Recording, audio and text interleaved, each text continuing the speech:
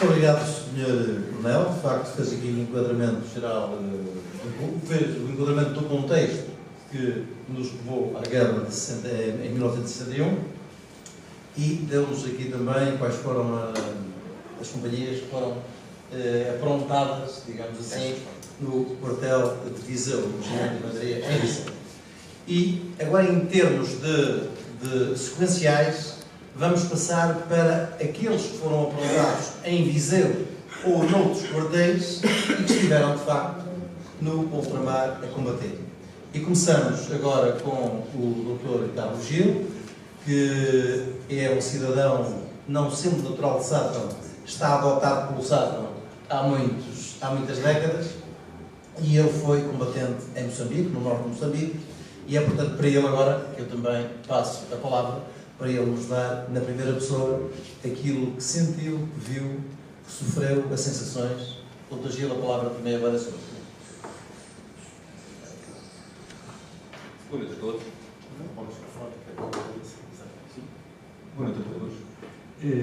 Quero agradecer a vossa presença aqui, em especial aos que não combateram no ultramar. Para ver se ficam com a mesma coisa do que se passou. Os outros, já todos conhecem a situação em que se encontraram. Vou alterar um bocadinho o protocolo que trazia aqui, em função das suas palavras, e seguindo o que está anunciado. Viagens à minha guerra. Ora bom, a nossa preparação para a guerra colonial começou muito tempo antes do embarque. Nomeadamente pelo facto de termos sido obrigados a alterar a nossa vida, nomeadamente em termos de vida escolar. As pessoas começam a pensar que há a guerra do ultramar e têm que se preparar, têm que se começar a preparar para ir para lá com um posto mais elevado. Começam a pensar na família que vai cá ficar, começam a pensar se casa, se não casa, etc. Enfim, uma série de complicações. Mas afinal é que chega a altura em que temos mesmo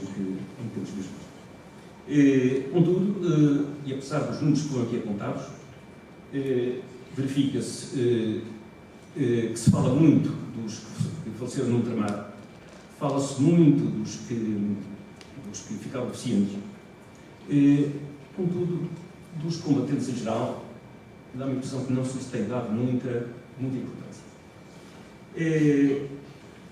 Não sei porquê, não sei o que é que as pessoas têm, não digo contra os combatentes, mas há uma certa relutância em se falar dos combatentes.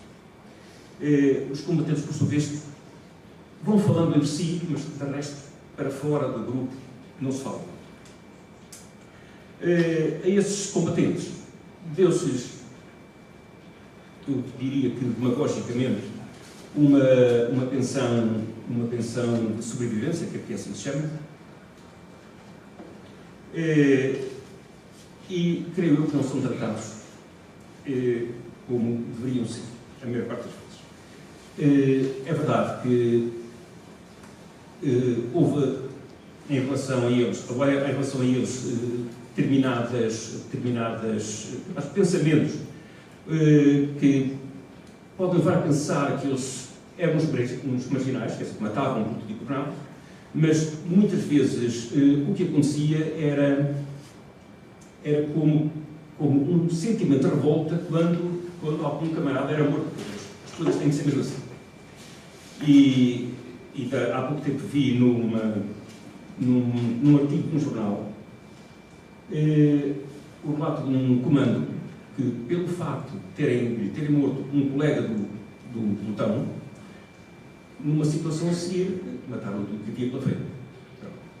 São situações um bocado complicadas e só as sente a sério quem passou por elas. O sentimento de revolta que se sente assim. Os críticos da guerra colonial não fazem muitas vezes a ideia do que se passou e da situação, das tensões que se viviam.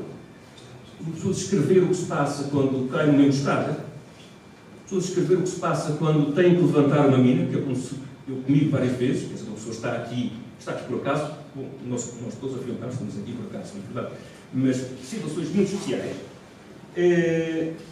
e muita gente não sabe em que condições é que se vive. Eu, por acaso, tive sorte, daqui um bocado vamos mostrar aqui uma série de diapositivos para vermos como era o meu quartel. Eu acredito perfeitamente que havia situações muito piores que a minha. Aliás, visitei quartéis, não sei se conhecem, na zona de pertencente ao Batalhão de Moeda, na zona de Necumânia e Nazonde, entre Necumano, junto ao rio Rovuma e Moeda, à confluência do rio Lugenda com o Rovuma. E Moeda é um quartel onde eu fui escutar uma coluna e onde fomos encontrar as pessoas a morar debaixo do chão. Porque o quartel tinha sido assaltado umas semanas antes e tinha morto 14 ou 15 soldados. Portanto, estão a ver as situações em que muitas vezes vivia e eu lá ainda assim não estive muito mal. E outra situação, e agora para deixarmos falar de guerra, acho que fala-se pouco do papel que os militares tiveram lá, nomeadamente no aspecto de ajuda às populações e noutros aspectos que têm a ver ou melhor, ajuda essa que se traduz, ou que se traduziu, pela ajuda que, por exemplo, vou estar com exemplos, com o exemplo que se prende com a ajuda que o pessoal médico dava às populações, nomeadamente em termos de fornecimento de medicamentos, em termos de tudo. Até cirurgias, os médicos de clínica geral faziam lá. Permitia-se o acesso a determinados bens por parte dessas populações e até tratamentos. Eu próprio tive a possibilidade de levar para um aldeamento medicamentos para leprosos, onde havia dezenas de leprosos, que aquilo é difícil de descrever, não é? Que é um leproso numa situação extrema, e muitas situações das que se viveram lá resultavam também muitas vezes das deficiências que houve na formação dos militares cá, no esclarecimento dos soldados sobre a cultura das populações e dos povos africanos.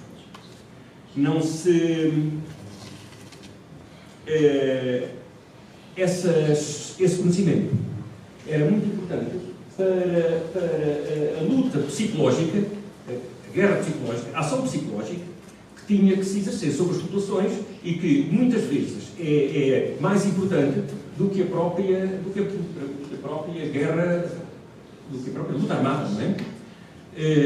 Para isso é necessário haver um conhecimento grande dessas culturas. Ainda hoje há muitas situações em que o pessoal fala, as pessoas falam sobre determinadas atitudes do pessoal em África e elas resultam muito desse desconhecimento da cultura das pessoas, da cultura dessas populações africanas. É uma cultura diferente, nomeadamente já agora o respeito que é sentido pelas pessoas mais velhas. Ainda hoje há relutância, mesmo que haja lares, poucos, muitos, que têm em tirar os velhos separar os velhos da família. Ora bom, não tenho assim muito mais a dizer sobre isto, portanto, a separação nestes dois campos, a guerra armada em si e a guerra que falei, portanto, a guerra psicológica que se traduzia nestas ajudas prestadas pelos militares às populações. Havia aí outra coisa importante que era o intercâmbio de culturas que se fazia e que tinha uma ação muito importante. Não se quer com isto dizer que tenha que haver uma ocidentalização forçada, não é, dos povos africanos, mas determinados esclarecimentos sobre a nossa cultura que possam fazer com que eles realmente passem a viver melhor, não é? Bom, para terminar quase, quero relembrar as críticas que se fazem hoje muito à guerra colonial, mas e à própria escravatura, não é? Mas também temos que ver que no nosso exército metade dos soldados, pelo menos na minha companhia, no meu batalhão, metade dos soldados eram soldados africanos. E isto tem relação à guerra colonial, não é? Seriam obrigados a ir para lá, nós também éramos, não é? Pronto. Quanto à escravatura, não se pode esquecer também, independentemente de eu não ter assim um conhecimento muito profundo da situação, há que lembrar também que muita dessa escravatura era auxiliada pelos chefes nativos. Portanto, são coisas importantes. Isto para nos desculpabilizar um bocado e para também mostrar aos africanos que não se podem escudar sempre nas guerras coloniais e no colonialismo relativamente ao progresso ou ao não progresso que têm dito.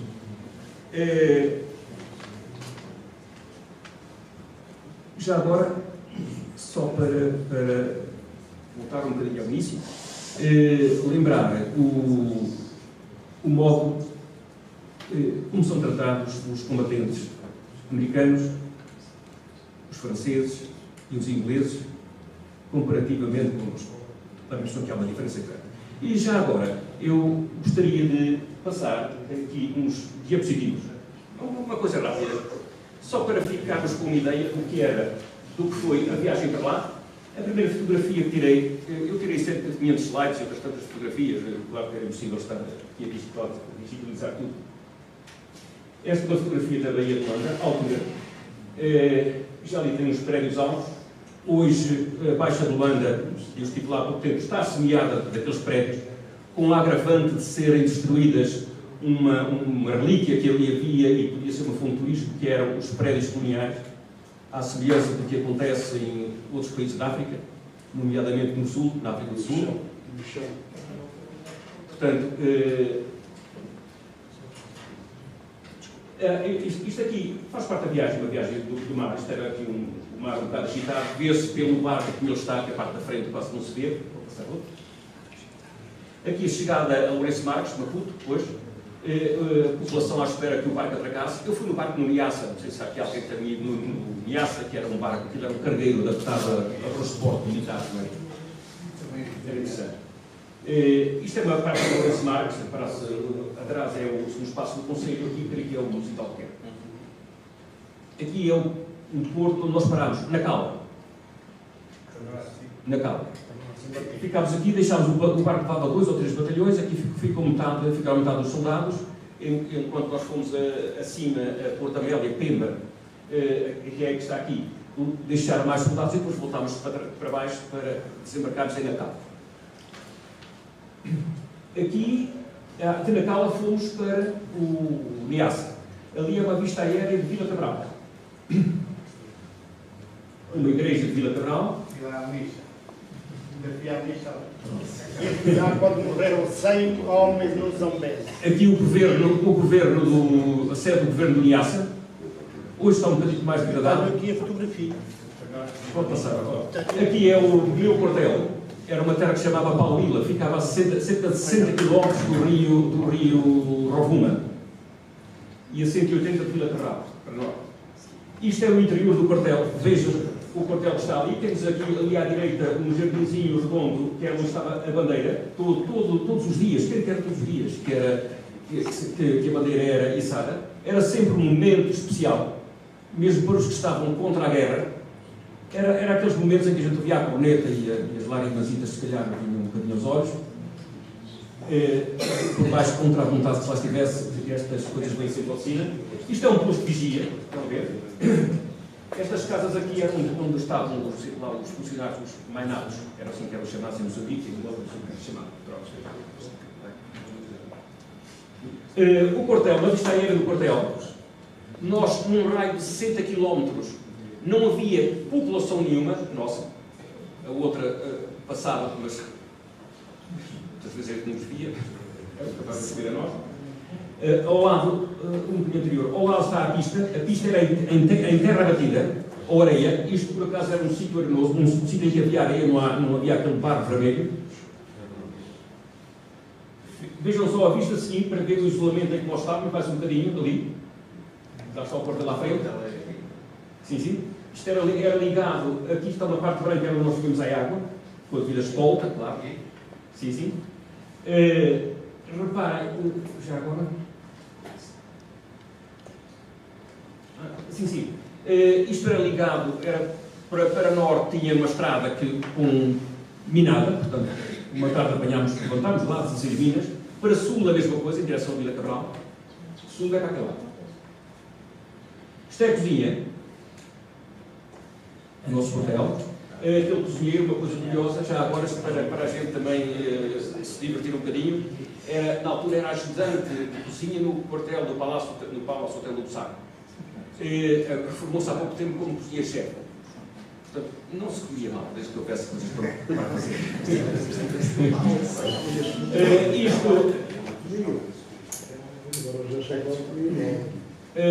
Isto é uma companhia, quer dizer, com 2 grupos de combate ou 3, à espera de helicópteros para ir para uma operação, para assaltar uma base. Já agora, espere só um bocadinho, faz favor. As pessoas não fazem ideia do que é uma primeira operação de helicóptero e uma pessoa ser lançada em plena savana, está sítio absolutamente desconhecido, não fazem ideia do que é isso.